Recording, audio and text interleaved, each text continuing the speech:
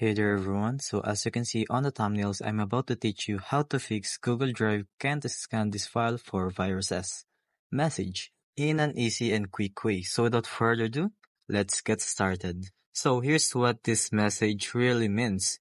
Google Drive shows this when the file is too large for it to scan, usually over 100 MB. It doesn't mean the file is unsafe, it just means Google couldn't check it. So if you trust the file and the person who sent it, go ahead and tap download anyway. This will download the file to your device. If you are not sure it is safe, you can try Virus Total. You can upload the file and it will scan for viruses. So let's give it a try.